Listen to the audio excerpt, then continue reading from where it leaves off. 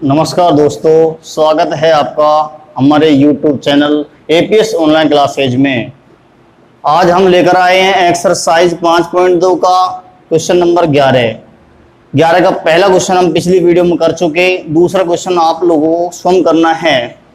तीसरा क्वेश्चन क्या है कि दी गई रैखिक समीकरण निकाय उसको हल करना है कौन से सिद्धांत से? मैट्रिक्स सिद्धांत से, क्रेमर नियम से नहीं, आव्यूह सिद्धांत से। तो सबसे पहला काम क्या है कि माना रैखिक समीकरण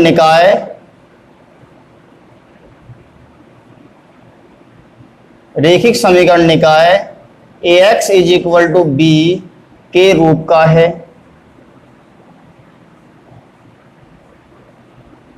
उसके बाद क्या करना है, जहां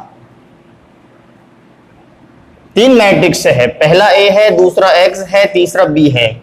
ए is equal to matrix A is equal to क्या हो जाएगा, एक्स का गुणांक लिखेंगे। यहाँ पर एक्स के जो कोफिशिएंट है वो लिखने हैं, क्या है 1, 3 और 1। इधर क्या है वाई का गुणांक 1, 1, -1, -1, -2, -1।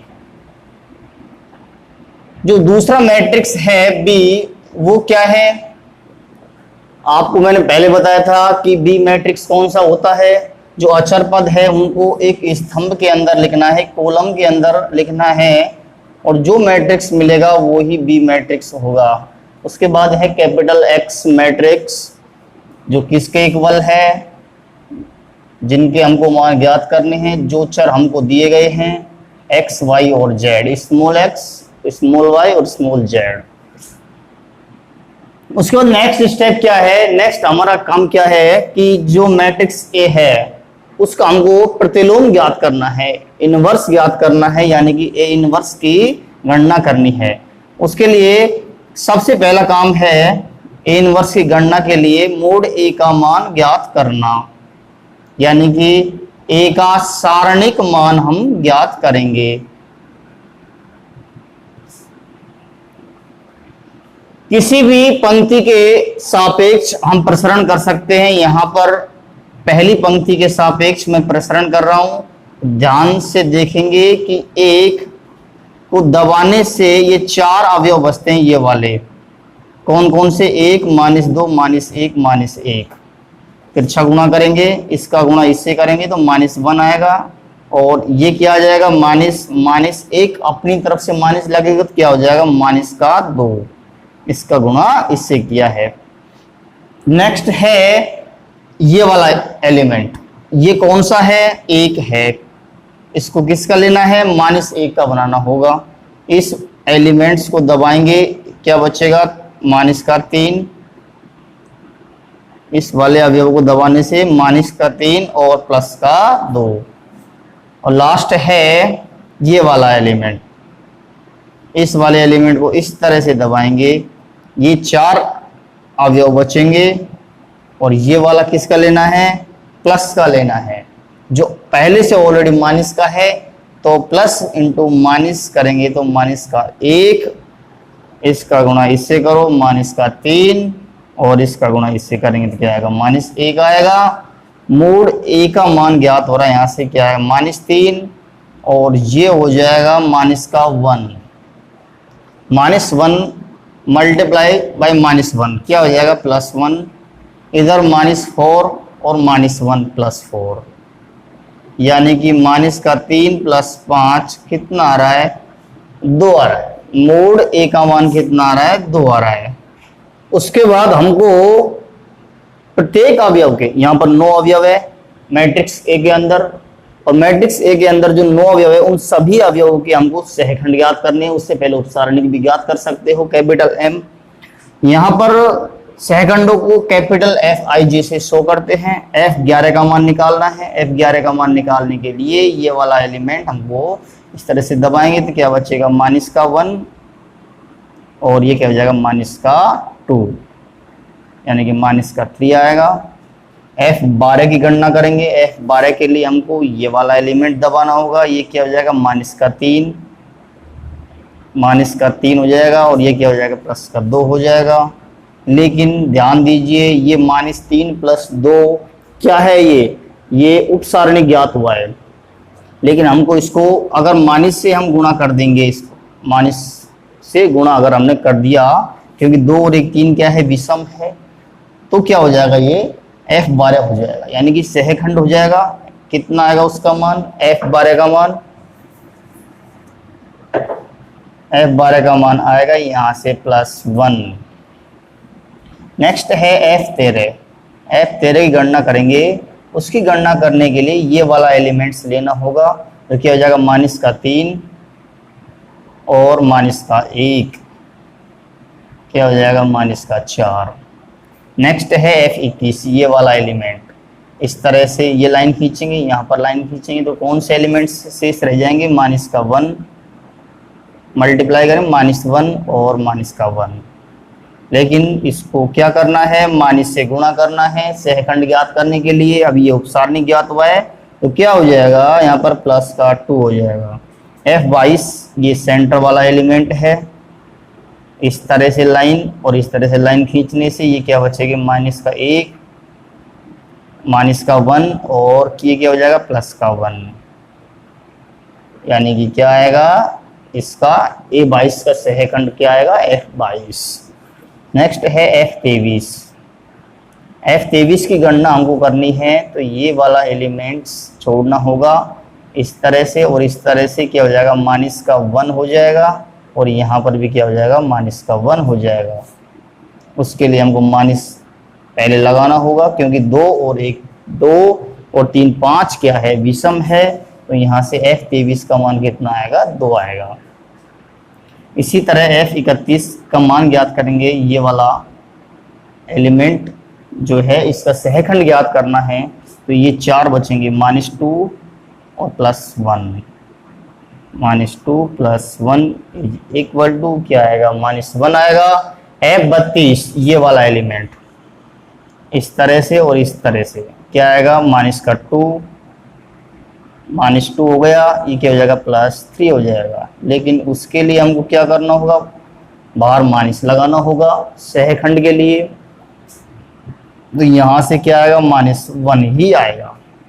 नेक्स्ट है F33, लास्ट वाला एलिमेंट है ये वाला, यहाँ इस तरह से दबाएंगे इसको, क्या बचेगा, +1 और -3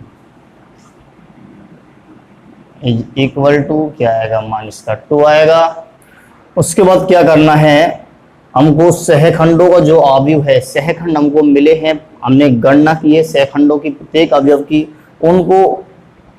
उनका एक अवयव बना लेते हैं, जिसको कैपिटल F नाम भी दे सकते हैं। यहाँ पर इस तरह से सहखंडों को एक मैट्रिक्स के अंदर जमाएंगे, ये वाला जो मैट्रिक्स आएगा वो सहखंडों का मैट्रिक्स आएगा। हमने सारे के सारे मान यहाँ पर रख दिए, F11 से लेकर F31 तक के मान, हम 33 तक के मान हमने रख दिए। उसके बाद काम क्या है हमारा, सहखंडों या सहखंडज अवयव किसका, A का, जिसको क्या बोलेंगे, एडजॉइंट ऑफ A, किससे ज्ञात करेंगे, सहखंडों का जो अवयव F है उसका ट्रांसपोज करने से प्राप्त होगा। तो यहाँ पर F का मान रख देंगे, उसका ट्रांसपोज करना है, तो क्या आएगा, -3 1 4 2 0 2 और -1 -2, ये आएगा हमारा एडजॉइंट ऑफ A। उसके बाद हमारा नेक्स्ट काम क्या है, नेक्स्ट है कि प्रतिलोम अवयव, प्रतिलोम यानी कि व्युत्क्रम अवयव, इनवर्स मैट्रिक्स, इनवर्स किसका ज्ञात कर रहे हैं, मैट्रिक्स A का। ये हमारा फॉर्मूला होता है 1/mod A dot adjoint A। मान रखेंगे, मोड A का जो मान हमारा आया था वो आया था 2, मोड A का मान 2 रख दिया। यहाँ से एडजॉइंट A का मान रख रहे हैं, मान इसका 3 2 -1 1 0 -1 4 2 -2। ये जो हमारा प्राप्त होगा वो A का प्रतिलोम अवयव यानी कि A इनवर्स ज्ञात होगा।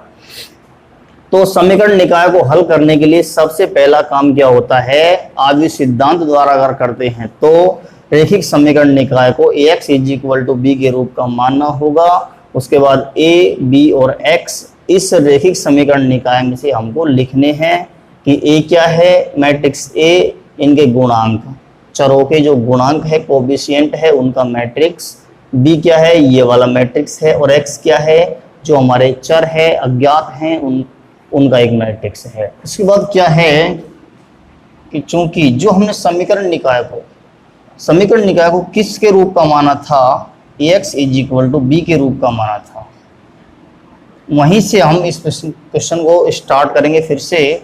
यहाँ से x का जो मान आएगा, वो x का जो मैट्रिक्स x है उसका मान क्या आएगा, b/a, जिसको क्या लिखना है, b/a को a inverse b upon a है उसको अंश में लेके जाएंगे तो क्या हो जाएगा, a इनवर्स हो जाएगा।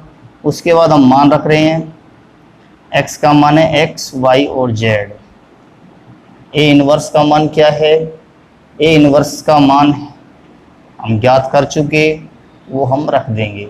ए का प्रतिलोम मैट्रिक्स की जरूरत पड़ती है हमको आवेश सिद्धांत के लिए। कब जरूरत पड़ती है, जब रैखिक समीकरण निकाय को हम हल कर रहे हैं। और जो बी का मान है वो क्या है, बी मैट्रिक्स 1, 3, -1। रैखिक समीकरण में ये वाले मान जो है बी के मान है। नेक्स्ट काम हमारा है कि दो मैट्रिक्स, कौन कौन से दो मैट्रिक्स, एक तो ए इनवर्स ये वाला मैट्रिक्स और एक बी मैट्रिक्स, एक तो ए इनवर्स और एक बी मैट्रिक्स, ये दोनों आपस में गुणा होना चाहते हैं, मल्टीप्लाई होना चाहते हैं। दोनों को हम गुणा करेंगे तो ध्यान दीजिए, पहली पंक्ति से हम स्टार्ट करते हैं।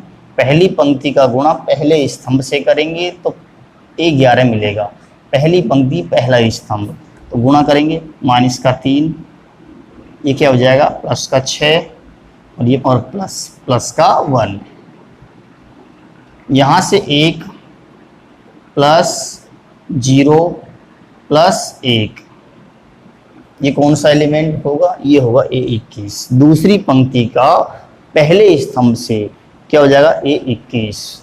नेक्स्ट है -4 +6 और +2 प्लस का 2 = 1/2। टोटल करेंगे, ये क्या हो जाएगा, 7, 7 में से 3 हमको घटाना है, तो क्या बचेगा, 4 बचेगा। ये क्या हो जाएगा, 2 हो जाएगा। ये 6 और 2 8 में से 4 घटाना है, तो क्या हो जाएगा, 4 हो जाएगा। तो यहाँ से जो हमारा मैट्रिक्स X है, जिसके एलिमेंट किस तरह से हैं, x, y, z, वो किसके इक्वल चल रहा है, वो चल रहा है इस 1/2 का हम अंदर मल्टीप्लाई करेंगे तो 4/2 यानी कि 2 हो जाएगा। 2/2 1, 4/2 2। उसके बाद क्या करना है, तुलना से तुलना करेंगे तो x, y और z इन तीनों के मान क्या हो जाएंगे, 2, 1 और 2। चूंकि ये तीनों के तीनों मान हमारे आंसर है। आंसर क्यों है, क्योंकि x, y, z के ये तीनों मानों को किसी भी समीकरण में हम रखेंगे तो समीकरण हमारी संतुष्ट जरूर होगी।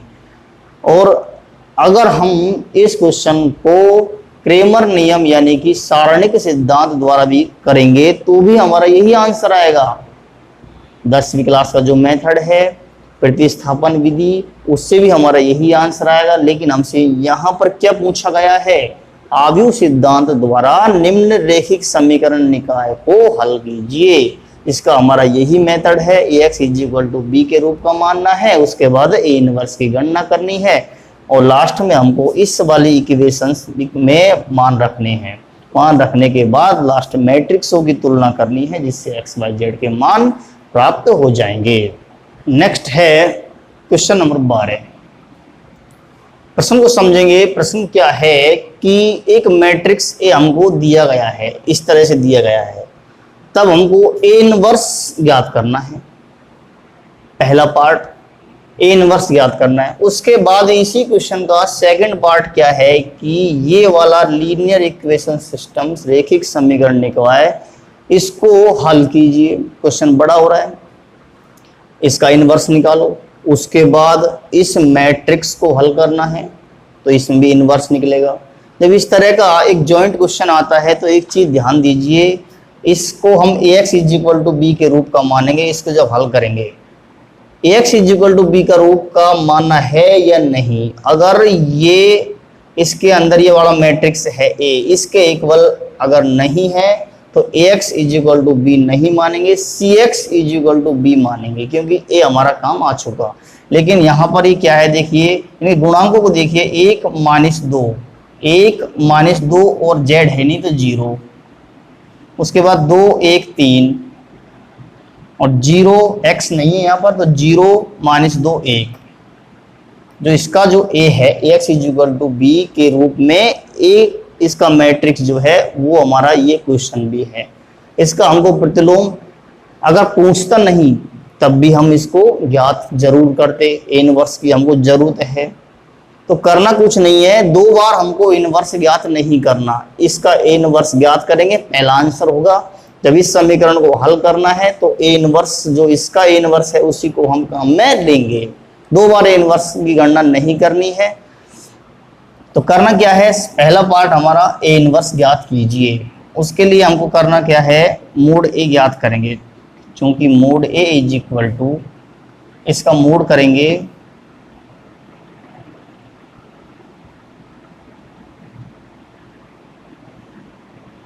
तो क्या आएगा, मोड देखेंगे 1 इंटू 1 प्लस और ये क्या हो जाएगा 6।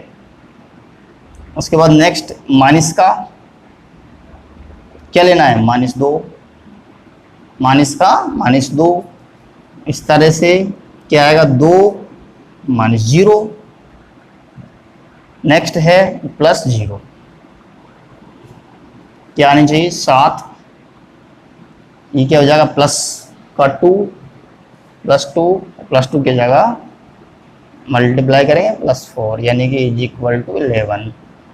डज नॉट इक्वल टू 0 या लाइन लिखनी होगी ए इनवर्स का अस्तित्व है,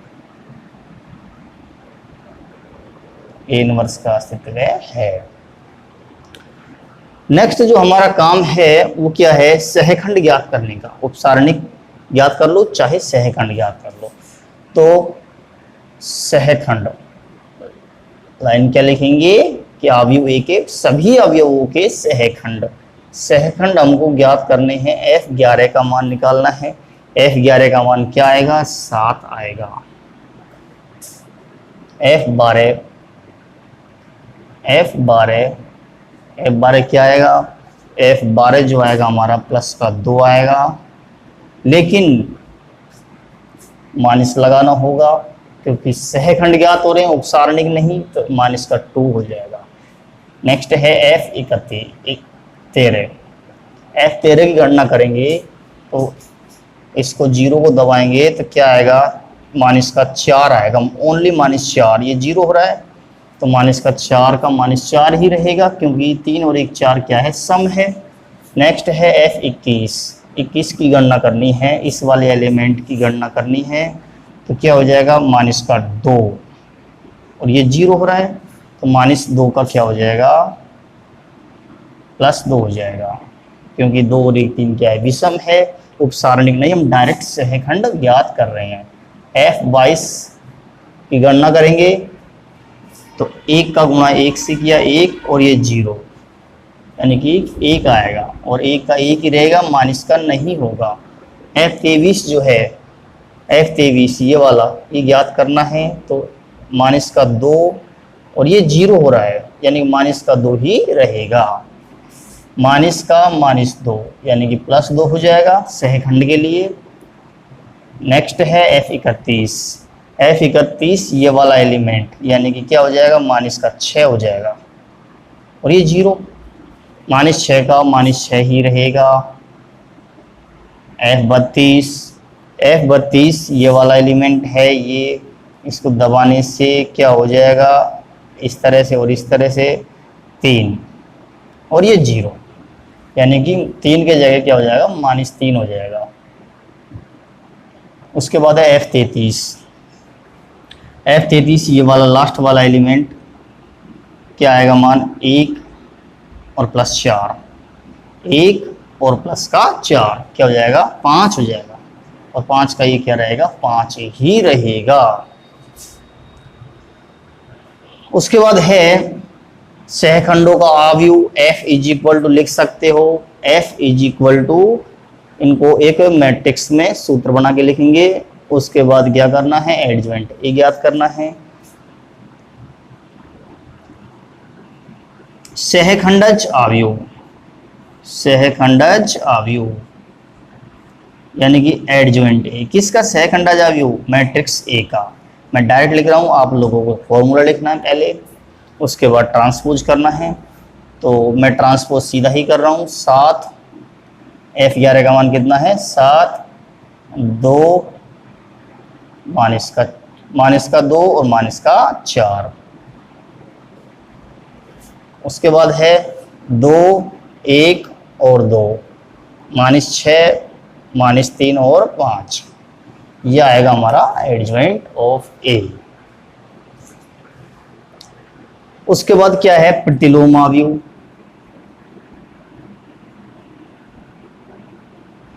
प्रतिलोम आव्यूह लिखना क्या है, यहां पर भी ए का प्रतिलोम आव्यूह, ए का सहखंडज आव्यूह इस तरह से लिखना है, A inverse is equal to 1/mod A adjoint A. मान रखेंगे 1/mod ए का जो मान आया था वो कितना है, 11 है। एडजॉइंट ए का मान रख रहा हूं इस तरह से, क्या हो जाएगा यहाँ से, ये ए इनवर्स की गणना हमारी हो गई, ए का प्रतिलोम यानी कि ए इनवर्स हमारा ज्ञात हो गया, जो हमारा क्या होगा, आंसर होगा। उसके बाद जो रैखिक समीकरण है उसको लिखना है, सेकंड पार्ट डालेंगे और क्या लिखेंगे, दी गई रैखिक समीकरण निकाय। ये लिखना है कि माना समीकरण निकाय या रैखिक समीकरण निकाय किसके रूप का है, ax is equal to B के रूप का है।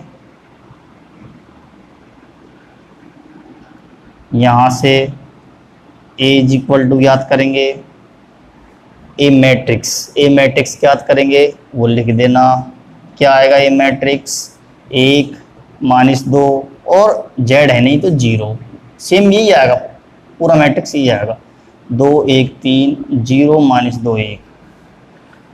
अगर ये मैट्रिक्स इसके इक्वल नहीं आता है, कुछ और आता, यहाँ से अगर इस तरह भी होता, एक की जगह -1 होता तो ये मैट्रिक्स अलग था, इसका हमको प्रतिलोम फिर अलग से निकालना पड़ता। बी मैट्रिक्स मान नहीं सकते क्योंकि इसमें बी ये होते हैं, सी मान लेते फिर इसको, फिर सी इनवर्स की गणना करते तो क्वेश्चन हो जाता बड़ा। यहाँ से हमारा ये वाला जो मैट्रिक्स निकल के आता है ये हमारा प्रश्न में दिया गया है, जिसका हम प्रतिलोम ज्ञात कर चुके। उसके बाद है x is equal to x y और z, 3 अज्ञात राशियां हैं। उसके बाद है बी मैट्रिक्स क्या है, 10 8 और 7। चूंकि ax is equal to B और यहाँ से x इज इक्वल टू क्या हो जाएगा, a इनवर्स b, क्या करना है, मान रखना है। किस किस का मान रखेंगे, x का, a इनवर्स का और b का, तीनों को रखने पर x का मान रख रहे हैं x y और z, a इनवर्स का मान रख रहा हूँ 1/11 और ये वाला मैट्रिक्स a इनवर्स का मान रख रहे हैं a का प्रतिलोम, जो हमसे पूछा भी गया था और हमको ज्ञात भी करना जरूरी था समीकरण निकाय को हल करने के लिए। b का मान है 10 8 और 7। एक बात का विशेष रूप से ध्यान रखें, अगर इस तरह का क्वेश्चन जॉइंट में आता है तो ए इनवर्स हमसे पूछा है तो ये वाला क्वेश्चन का जो मैट्रिक्स है वो ये वाला जरूर होगा। अब और दूसरा जो तरीका है, हमने ए इनवर्स ज्ञात कर लिया और गलती से हम इसको क्रेमर नियम से हल कर दें तो ये भी हमारा गलत है, उसमें भी बहुत ज़्यादा गणना हो रही है, नंबर भी कट सकते हैं, क्योंकि हमको उसी तरह से ये प्रश्न सेट किया है कि ए इनवर्स ज्ञात कर दिया। और ए इनवर्स रैखिक समीकरण को ज्ञात करने में ए इनवर्स कहाँ काम आता है, वो काम आता है आव्यूह सिद्धांत में, क्रेमर नियम में नहीं आता। क्रेमर नियम में तो सारणिक हल होती है डेल्टा डेल्टा 1 डेल्टा 2, तो वो नहीं करना है। ए इनवर्स अगर क्वेश्चन में आ गए तो इसका मतलब आव्यूह सिद्धांत से ही रैखिक समीकरण निकाय को हल करना है। यहां से दोनों मैट्रिक्स कौन कौन से, ए इनवर्स ये वाला मैट्रिक्स और बी, दोनों को गुणा करना है। तो गुणा कर रहे हैं, पहली पंक्ति पहला स्तंभ यानी कि यहाँ से क्या जाएगा 70 आ जाएगा, ये हो जाएगा 16 और ये हो जाएगा 42। नेक्स्ट है माइनस का 20 और प्लस 8 प्लस का 8 और ये जाएगा माइनस का 21। इसके बाद -40 प्लस 16 और प्लस का 35 बराबर 1/11।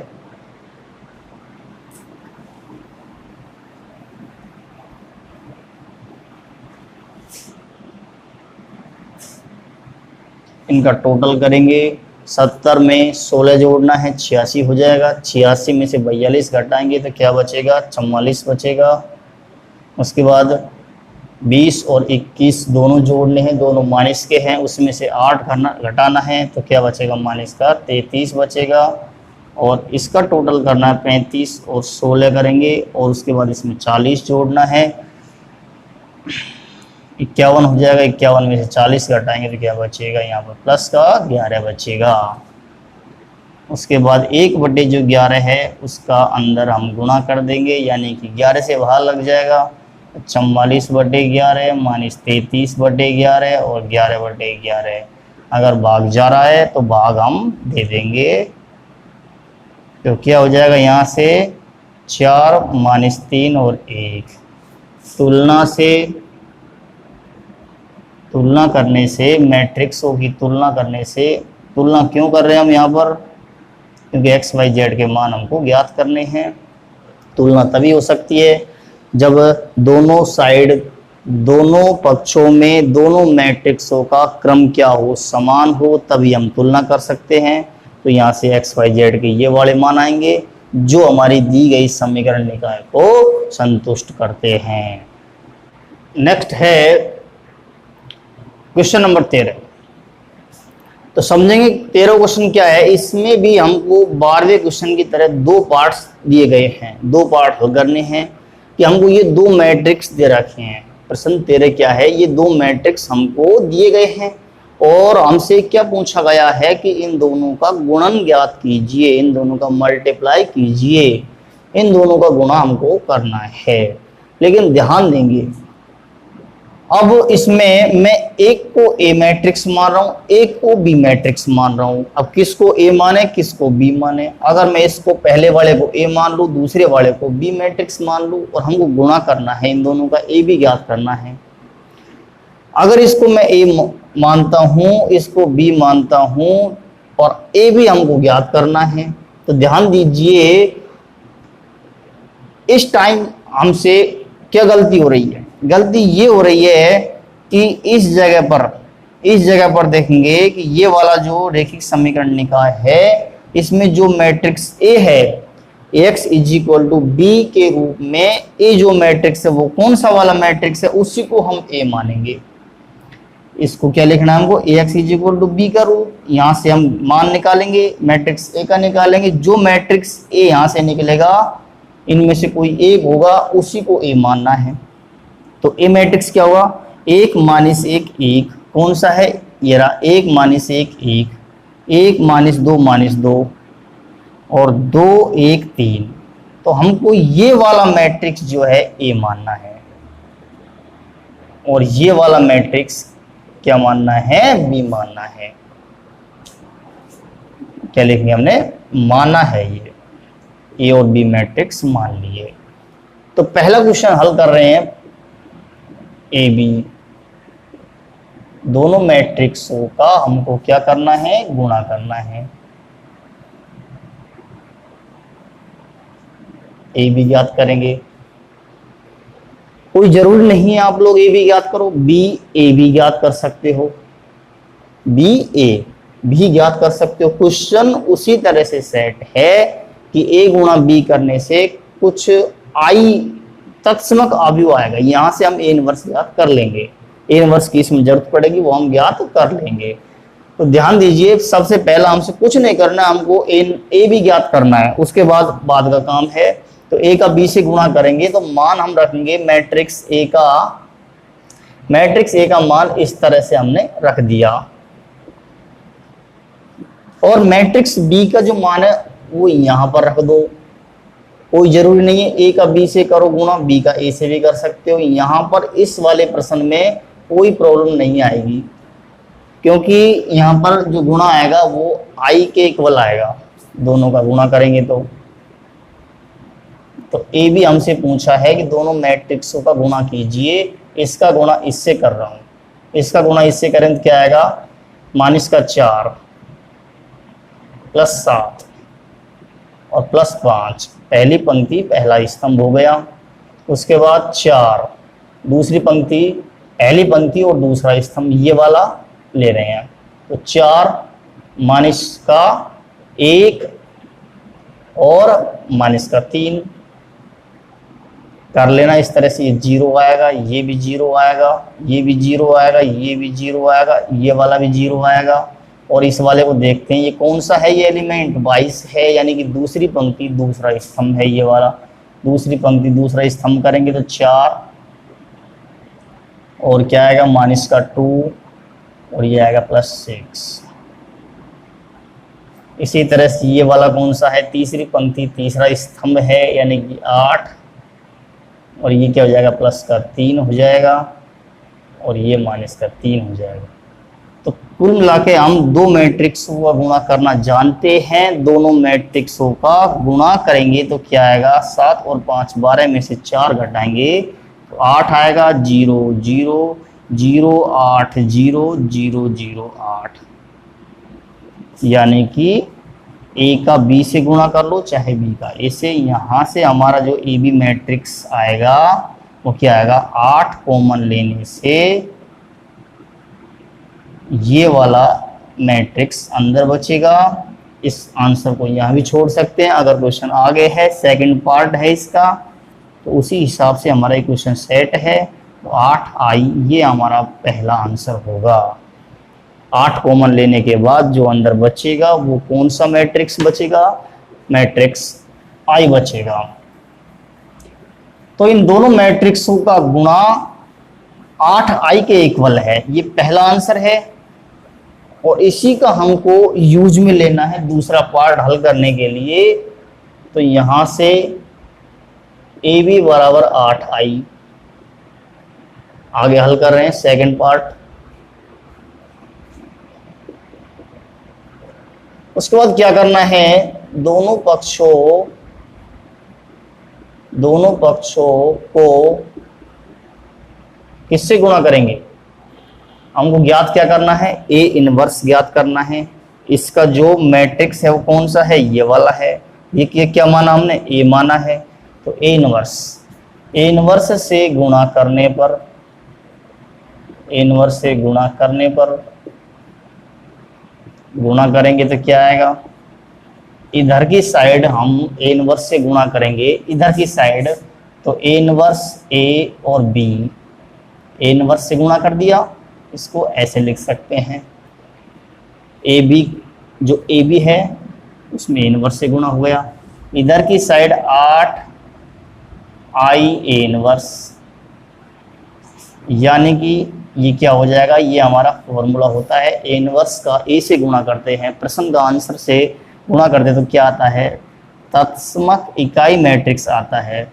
यहाँ से आई हटा सकते हैं, किसी भी मैट्रिक्स में यदि आई से गुणा करें तो वही मैट्रिक्स प्राप्त होता है। चूंकि ए इनवर्स का ए से गुणा करते हैं तो आई आता है, ये हमने फॉर्मूला लिख दिया। इधर से ये वाला आई हटा दो, क्योंकि बी का आई के साथ गुणा करेंगे तो बी मैट्रिक्स ही मिलेगा। B is equal to 8 A inverse, और यहाँ से हमारा जो ए इनवर्स आएगा, ये वाला इनवर्स जो आएगा वो क्या आएगा 1/8 बी,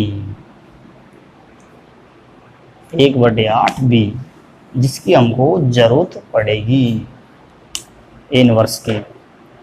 उसके बाद काम क्या है, ए इनवर्स हमारा ज्ञात हो गया, जो क्या आया ए इनवर्स यहां से 1/8, और बी कौन सा है, ये वाला हमारा बी मैट्रिक्स है, जो हम रख देंगे -3 -1।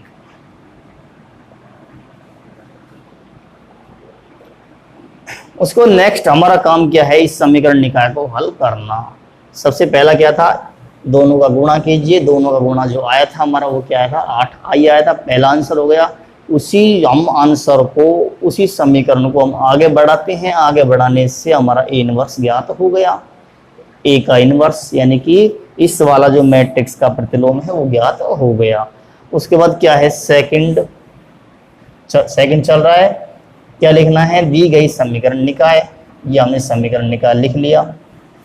इस समीकरण निकाय के लिए अब एक चीज ध्यान से देखेंगे कि समीकरण निकाय को, कि माना समीकरण निकाय किसके रूप का है, ax = b के रूप का है, लेकिन हम यहाँ पर ax = b नहीं मानेंगे, क्योंकि b हमारा पहले हमने मान चुका, हमने पहले b मान लिया, ये ऊपर वाला मैट्रिक्स b मान लिया, तो हम ax = c ले लेते हैं, के रूप का है, जहां a = जो पहला मैट्रिक्स A है वो क्या है, वो हम लिखेंगे 1 - 1 1, 1 - 2 - 2, और 2 1 3, ये वाला मैट्रिक्स A है।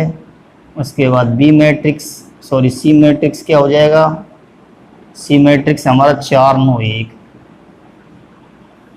4 9 और 1, और X मैट्रिक्स क्या हो जाएगा, X Y और Z।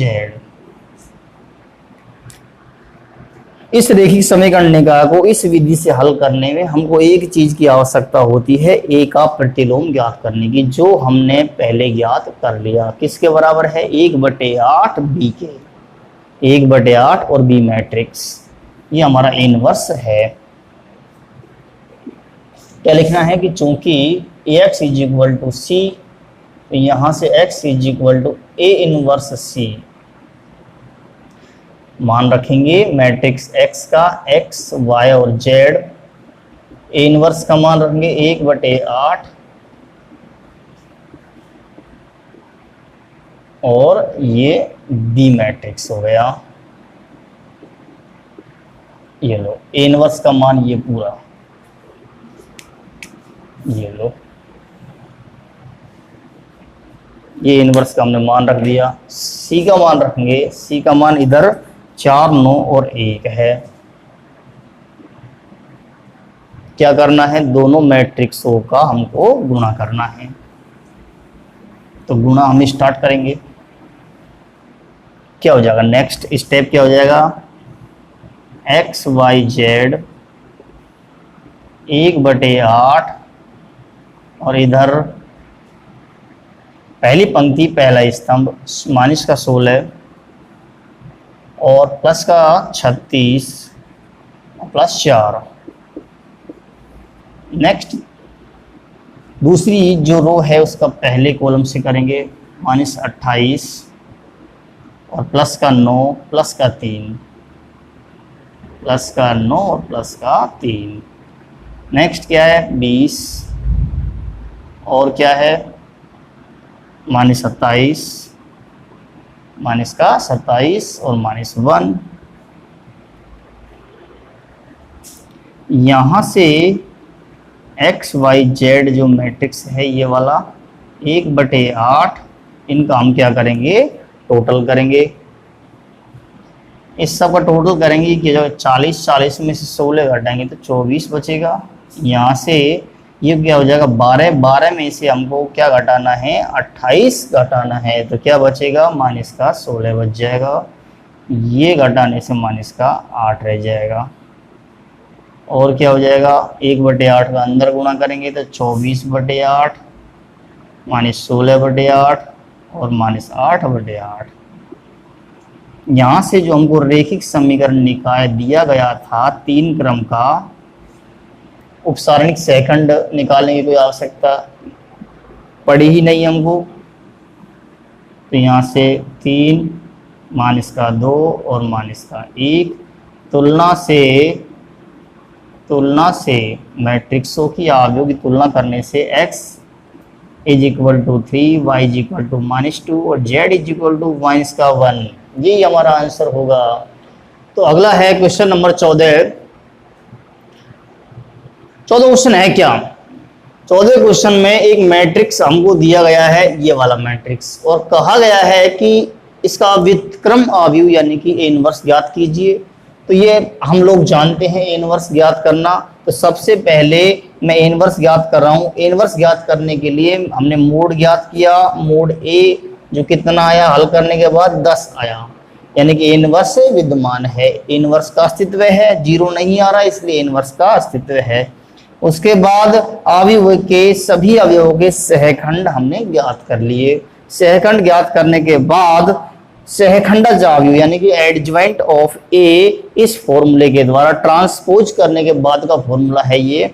तो हमारा एडज्वाइंट ए कुछ इस तरह से आया। उसके बाद ए इनवर्स जो है हमारा व्युत्क्रम अवयव या प्रतिलोम अवयव, उसका formula A inverse is equal to 1/mod A dot adjoint A होता है। उस फॉर्मूले के द्वारा हमने ए इनवर्स की यहाँ से गणना कर ली, जो हमारा क्या है, पहला आंसर होगा। पहला क्वेश्चन हमारा सोल्व हो गया। उसके बाद जो दूसरा जो हमारा पार्ट है वो क्या है, दूसरा पार्ट है हमारा कि साथ में दी गई लीनियर इक्वेशन सिस्टम यानी कि रैखिक समीकरण निकाय को हल कीजिए। ये वाला हमको इक्वेशन सिस्टम दिया गया है, इसको हल करना है, इसको सोल्व करना है। सोल्व करने का मतलब सबसे पहला काम क्या है, इस इक्वेशन में इन दोनों का गुणा करेंगे। ये दो मैट्रिक्स आपस में गुणा होना चाहते हैं, गुणा होंगे। इस 1/2 का अंदर गुणा करेंगे, इस 2 का अंदर मल्टीप्लाई करेंगे। तो पहली पंक्ति पहला स्तंभ इधर की साइड गुणा करना है। तो पहली पंक्ति ये है हमारी, पहला स्तंभ ये है, एक ही स्तंभ है। तो पहला अवयव क्या आना चाहिए, इसका गुणा इससे करेंगे तो आएगा x, 0 का गुणा y से करेंगे तो 0 आएगा, और 1 का गुणा z से करेंगे तो क्या आएगा, z आएगा। उसके बाद दूसरी पंक्ति क्या आएगा, 2x प्लस y और प्लस का 0। नेक्स्ट है थर्ड रो, क्या हो जाएगा, x प्लस y और प्लस का z। दोनों मैट्रिक्स आपस में मल्टीप्लाई हो गए। इधर 1/2 का अंदर गुणा कर रहा हूं तो क्या हो जाएगा, 1/2 अंदर गुणा होकर 2y/2 यानी कि y, 6z/2 यानी कि 3z, 0 में 2 का भाग देंगे तो 0 आएगा, प्लस इधर 2 का अंदर गुणा करेंगे तो क्या हो जाएगा, 4, 0 और क्या हो जाएगा, 2। मैट्रिक्स है सारे के सारे। अगले स्टेप में क्या करना होगा, अगले स्टेप में x plus z, 2x plus y और x plus y plus z। इस तरह से इन दोनों मैट्रिक्सों का मल्टीप्लाई ये आता है यहाँ से। इधर ये दोनों मैट्रिक्स ये वाले आपस में जुड़ जाएंगे तो क्या हो जाएगा, y प्लस 4 और इधर 3z प्लस 0, इधर 0 प्लस 2। उसके बाद क्या करना है, अवयवों की तुलना करनी है। तुलना से हमारा मैट्रिक्स क्या हो जाएगा, x plus z equal to A11 की तुलना A11 से होगी, x plus z is equal to y plus 4। तो यहाँ से जो इक्वेशन बन रही है हमारी वो क्या बन रही है, ये वाला संगत अवयवों की तुलना करनी है। ये वाला एलिमेंट इस वाले एलिमेंट के इक्वल होगा, तो यहाँ से y इधर आएगा तो माइनस का y plus z is equal to 4। ये हमारी पहली इक्वेशन होगी। इसको इक्वेशन फर्स्ट लिख सकते हैं। दूसरी तुलना कर रहा हूं मैं, जो क्या होगी 2x प्लस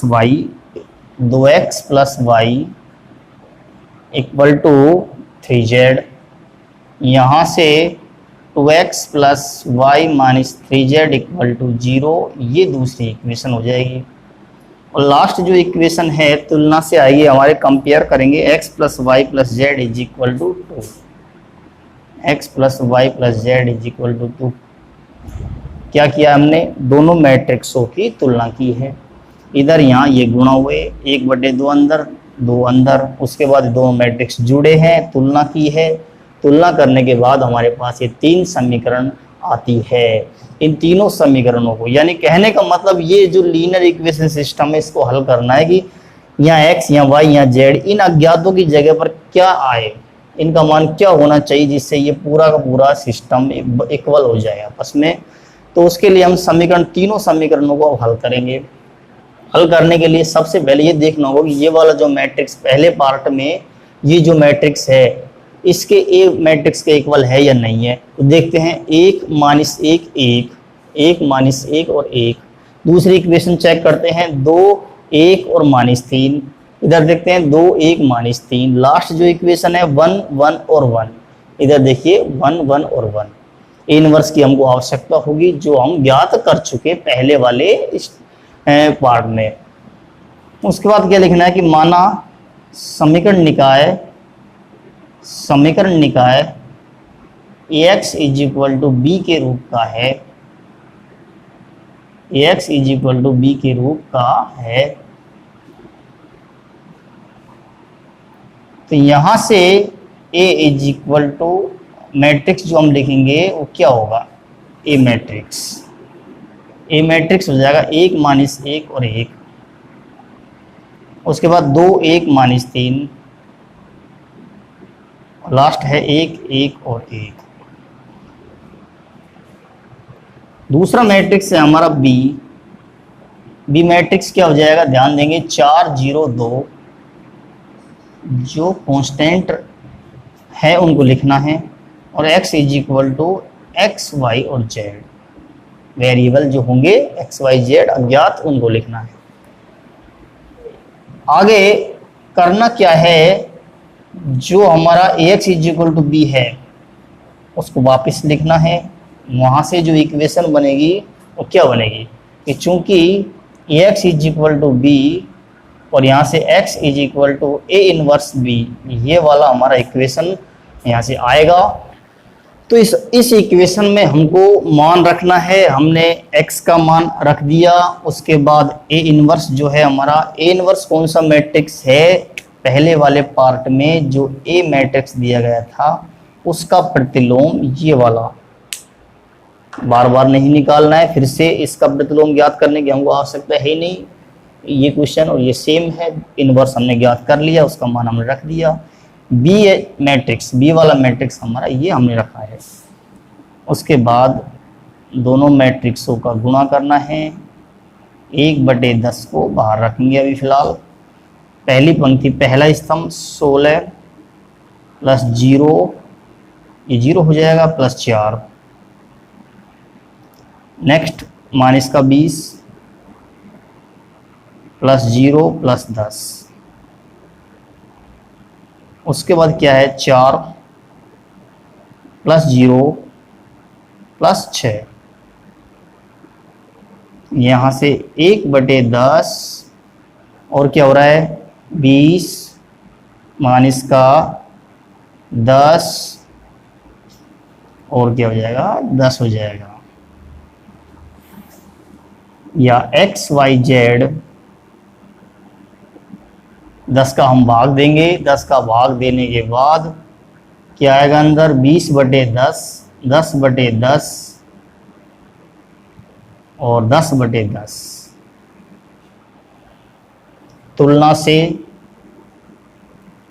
तुलना करेंगे तो यहाँ से x, y और z के जो मान आएंगे 2 माइनस 1 और प्लस 1 होगा। तो इस तरह से हम इस क्वेश्चन को सोल्व करेंगे। इन तीनों मानों के लिए जो हमारा समीकरण दिया गया था, रैखिक समीकरण निकाय इन तीनों मानों से हमारा समीकरण निकाय क्या होगा, संतुष्ट होगा। यही हमारा आंसर है। तो एक्सरसाइज 5.2 का हमारा लास्ट क्वेश्चन है नंबर 15। क्या है हमारा क्वेश्चन? प्रश्न में हमको क्या दिया गया है? प्रश्न में दिया गया है कि एक त्रिभुज है जिसकी भुजा की लंबाई a है। कौन सा त्रिभुज है वो? समबाहु त्रिभुज है। एक समबाहु त्रिभुज की भुजा a है। ये समबाहु त्रिभुज है जिसकी प्रत्येक भुजा की लंबाई समान है। तो कितनी कितनी है? a है। सबकी लंबाई a है तथा उसके शीर्ष, उसके त्रिभुज के कितने शीर्ष होते हैं? 3 शीर्ष होते हैं।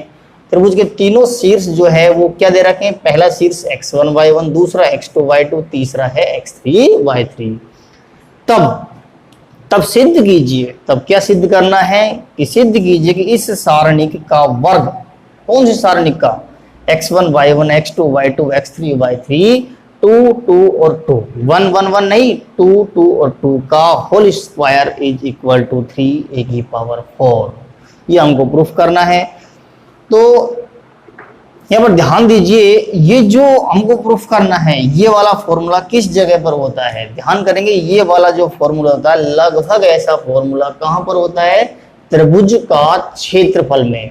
तो त्रिभुज का जो क्षेत्रफल है, सबसे पहले हम क्या जानते हैं कि चूंकि त्रिभुज, क्या लिखना है कि त्रिभुज का क्षेत्रफल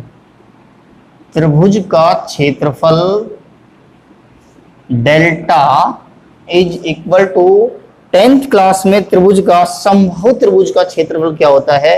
वो होता है √3/4 भुजा स्क्वायर। 10th क्लास में ये वाला हमने फॉर्मूला पढ़ा था कि त्रिभुज का क्षेत्रफल, समबाहु त्रिभुज का, वो होता है √3/4 भुजा स्क्वायर। क्योंकि ये सूत्र क्यों लगाया हमने? क्योंकि ये भुजा हमको दी गई है, ये भी तो काम में लेनी है, उसके बाद इन बिंदुओं को भी काम में लेंगे। ये तो 10वीं का भुजा जो हमको दे रखी, यहाँ से 10वीं का सूत्र हम जानते हैं, √3/4 भुजा स्क्वायर। और शीर्ष जो दे रखे हैं वो हम जानते हैं यहाँ पर 12वीं क्लास के मेथड, यानी कि सारणिक वाला फॉर्मूला से। तो क्या हो जाएगा? त्रिभुज का क्षेत्रफल डेल्टा इज इक्वल टू √3/4 भुजा स्क्वायर, यानी कि a का स्क्वायर। Equation number 1। उसके बाद तथा त्रिभुज का क्षेत्रफल ये हम जानते हैं 10th क्लास के फॉर्मूले से, भुजा हमारे काम में आ चुकी। उसके बाद त्रिभुज का क्षेत्रफल कौन से फॉर्म में? सारणिक वाले फॉर्म में लिखना है। सारणिक यानी कि इन शीर्षों को काम में लेना है। ये शीर्ष हमको कौन कौन से दिए गए हैं? पहला शीर्ष दे रखा है हमको x1 y1, वो रख दिया। दूसरा शीर्ष दे रखा है x2 y2, और तीसरा जो शीर्ष दे रखा है हमको वो दे रखा है x3 y3, 1 1 और 1, यानी कि यहाँ पर लगेगा 1/2।